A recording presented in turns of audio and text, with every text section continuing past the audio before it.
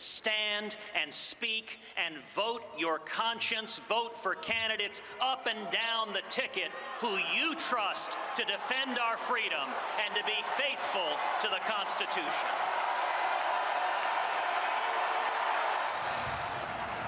Senator Cruz was heckled as he left the hall last night, declared an ingrate by Trump allies. This morning, at a sometime contentious meeting with his home state Texas delegation, Senator Cruz stood his ground.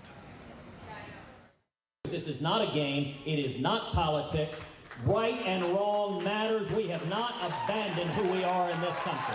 If anyone thinks I was eager to come to this convention and give a speech laying out, supporting a great many of the policy positions laid out by Donald Trump, laying out why Hillary Clinton is utterly unfit to be president, despite the fact that neither he nor his campaign has ever taken back a word they said about my family. I promise you, I was not eager to do that. Now, I would like to first ask about Trump's speech tonight. I would like to maybe talk a little bit about the vice presidential introduction to the country last night. Hopefully we'll get to those things. But on the morning of Donald Trump's convention, that he is still in this running battle with Ted Cruz. Trump is stoking it, his forces are stoking it, and Ted Cruz is stoking it as well. What does it tell us? Is it a sideshow? Is it two men just stubborn, forgive me, no, it's testosterone? the main event, John. It's the main event at this convention, which is a party that is in complete disarray, a campaign that is veering into chaos, and a convention the likes of which we haven't seen in decades. These affairs are supposed to be well choreographed, really, well-staged PR events. News is not supposed to break out. Every day has been newsy, every hour even. And, from the Cruz being booed last night to what you just saw there, I was at the Cruz breakfast this morning, never seen anything like that, where the home state delegation is literally berating their own senator for half an hour. A senator who won that primary in his state overwhelmingly 5 months ago. And a senator who just gave a green light to the conservatives out there who say, I am never Trump. I just can't do it. It's not, yes, I always vote Republican. No, I can't vote for Hillary Clinton. He said at that event, I won't vote for Hillary. He didn't say, and he says, oh, maybe I'll get there, but he didn't say he'd vote for Donald Trump, and this is Donald Trump's convention, and Ted Cruz wants a future in the Republican Party. He's betting the future of the Republican Party is not Donald Trump. It was, he used the C word. I've been here 11 days now. Conscience. That word is like yelling fire in a movie theater to these Republicans who are gathered here. The moment he said it last night, it set off the booze, because that was the crux of the rules dispute that was really sort of underlying all of this, that was causing all the unease, especially for those 8 states that had the signatures to put his name in the nomination if they had wanted to do it.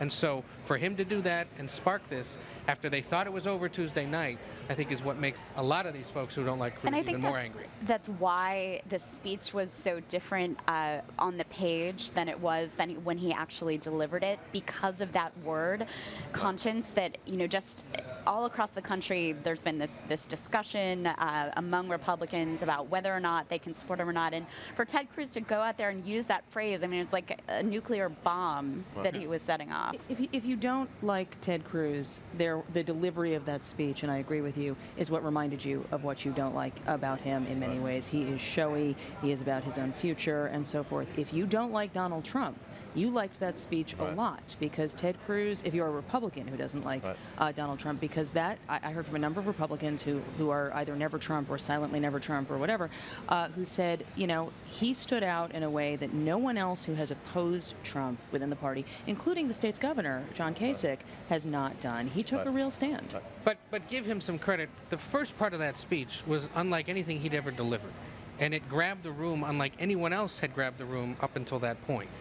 It's the fact that he, again, said the C word and did what he did. Well, I think that's all we remember. Most of America will think that he went out there and, raked Donald Trump over the coals, which is, of course, not true at all. Not at all. He mentioned his name once, but just didn't get to that endorsement piece, and that was such a warm crowd for Trump by that point that it went electric. It was his 2020 debut speech. Absolutely. Make no mistake.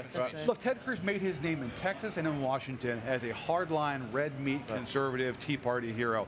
He gave a speech last night talking about the GOP as the party of civil rights, talking about the Mother Emanuel church tragedy, talking about how the country is suffering through the partisan rancor.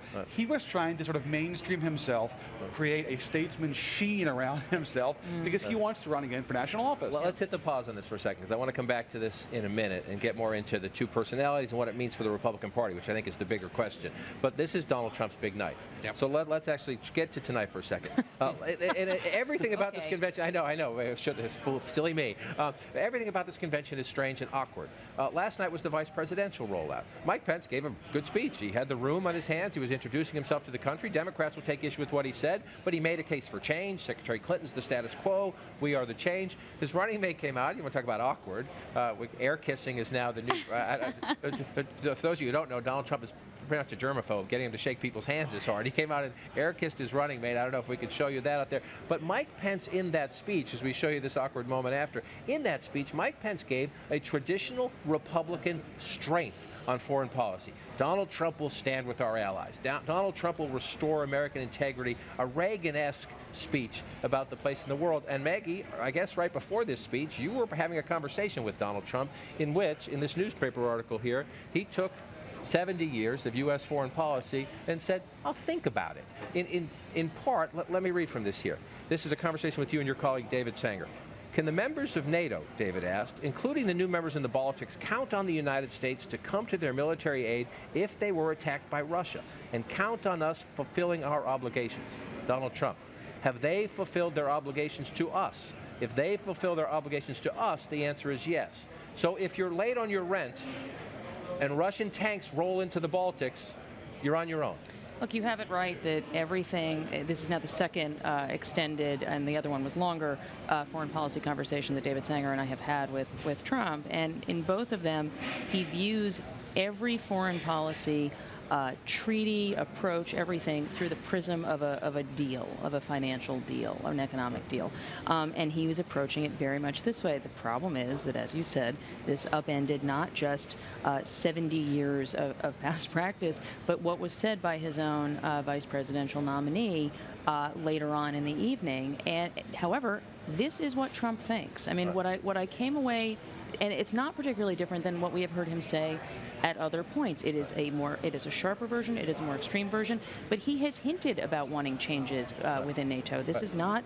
But the fascinating part, you're right. He's touched on this before with you and David in a fascinating interview, and I think it was right after that. Wolf Blitzer asked him a question, and he got into this fight.